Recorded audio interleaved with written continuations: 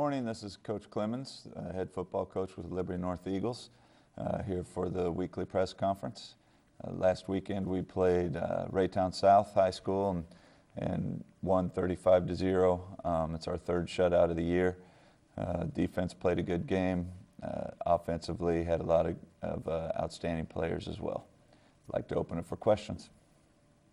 Congratulations on the win last week. The previous year, Raytown South was able to defend the run really well. Was that a point of emphasis for you guys heading into that game? Probably the biggest difference between the two games are from last year to this year, where number one, we stopped them defensively. We didn't give up the big runs. And then number two, we didn't fumble the ball and turn it over. Last year when we played them, we lost 6 fumbles in the game. It was just a real embarrassing event for us to fumble the ball 6 times. This year we didn't fumble the ball. We did have 1 turnover, but no fumbles. So that was really the biggest difference in the game. How has your defense stepped up in the past week after the Kearney loss coming into the Raytown South game? What was key for the defense? Well, you know, when we played Kearney was averaging 52 points a game against quality competition. You know, we held them to 26 points, and that was coming off of an ugly night for our defense. We switched to cover 2 from cover 3, which I think has helped us tremendously. The defense is doing a very good job of defending the pass and forcing turnovers since we've gone to cover 2. Our corners, actually, the 2 corners, Keandre Pugh and Austin Ord, both, one of them forced 3 turnovers, the other forced 2 in the game. So between the 2 of them, they got 5 total turnovers. So I think cover 2 is a more natural fit for our corners, and I think it's also a more natural fit for our personnel in general. So I think that's been a really big difference that's made our defense better. Going in halftime with a 21-0 lead, what did you tell your team? I was frustrated about going into halftime. You know, we had a 21-0 lead, but we had some undisciplined play and some behavior issues that just needed to be straightened out. I was very frustrated and embarrassed as the leader of the football program at the number of flags that were coming down on the field.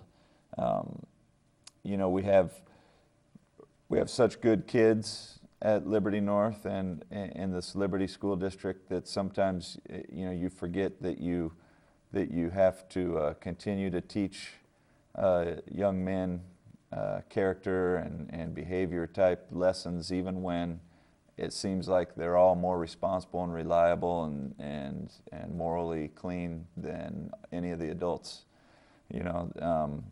And that's a lesson learned from an old man coaching a football team that you know, no matter how good you think things are, they can always blow up on you.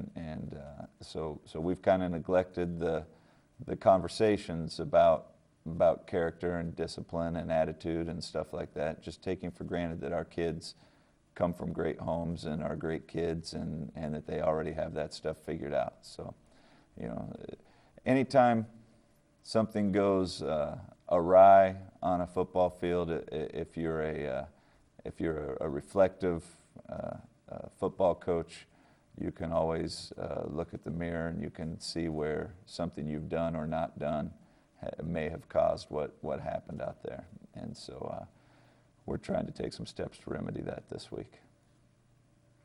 The end of your schedule is primarily an away schedule. How will that affect your players? You know, hopefully it won't affect it. I've never really noticed a big difference in performance here between home and away games. I think that some of our kids will be excited to wear all white uniforms, and that'll be a big thing for them. They'll get all dressed up in their away uniforms, and I kind of like the white uniforms myself. So I'm excited to see how nice we look out there as a visiting team. Towards the second half of the South game, you guys seemed like you were getting more confident in your play calling, because at one point it Is that true? Did offensive play calls get more confident as the game went on? Well, we were. They had an outstanding football player on one side of their defense, number 2, last name McDermott, and he's the best player we've seen in a long time.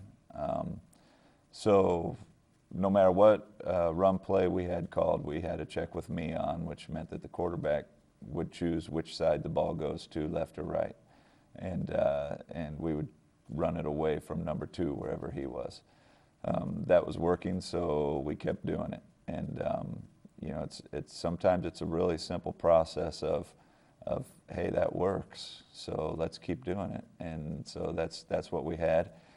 And then the particular sequence that you're talking about, that's just we have a power formation with 3 backs in the backfield, and we run a power, and we liked what we saw, so we lined it up real quick and went no huddle and just continued to run it over and over, and that was just kind of an attempt to break the spirit of our defense, of the other team's defense.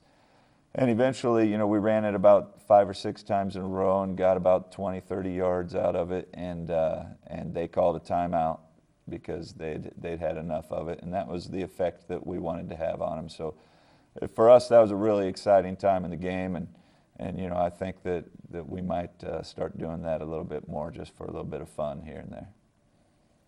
Do you have any key injuries on your team that are going to affect you guys going into this week?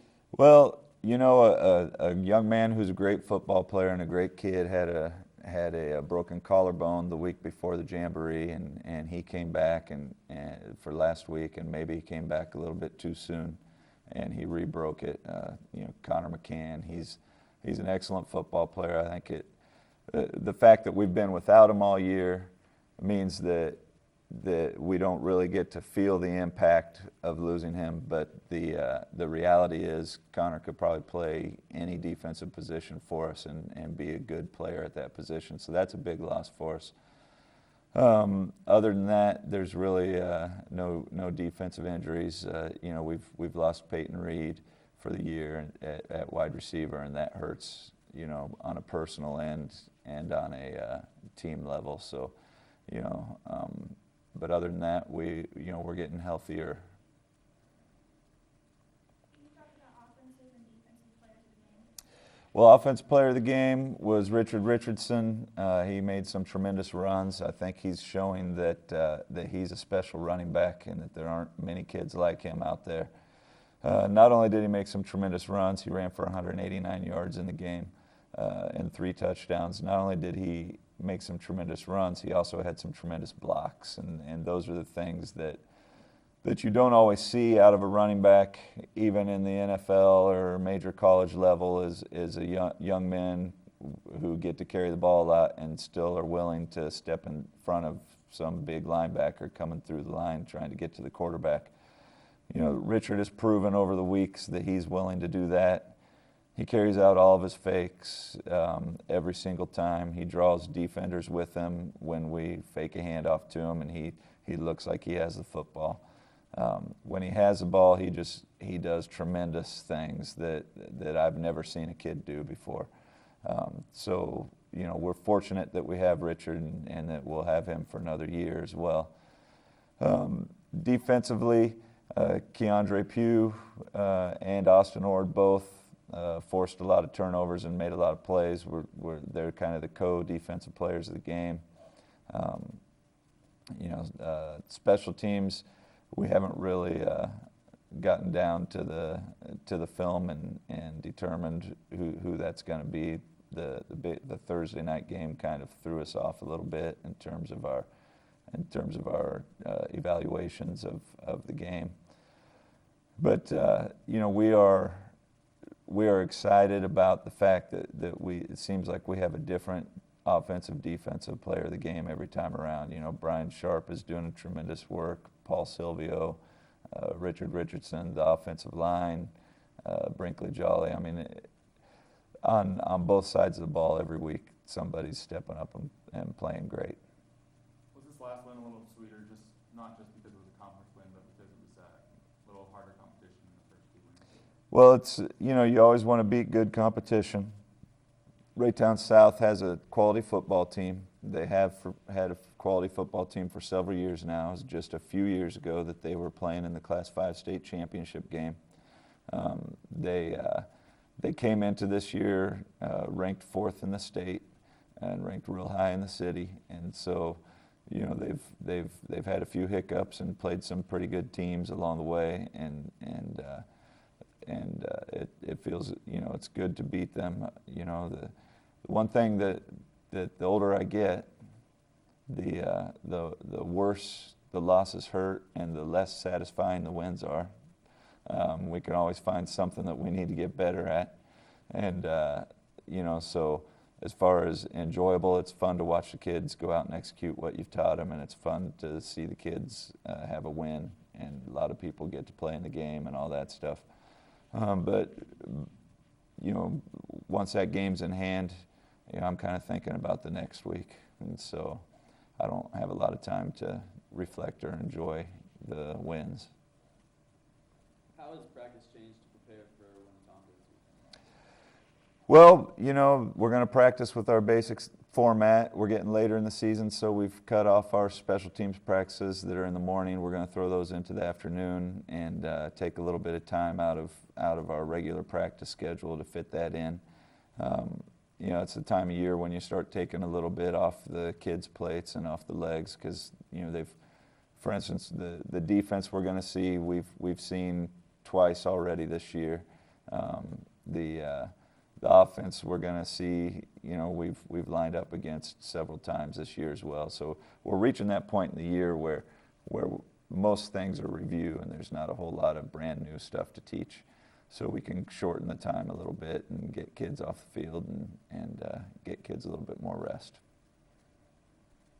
You were able to put the second team offense in last week. What did you like about the team?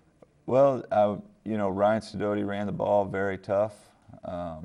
Offensive, the offensive line did a nice job of blocking. Nick Janess did a nice job of blocking out there at tight end as well.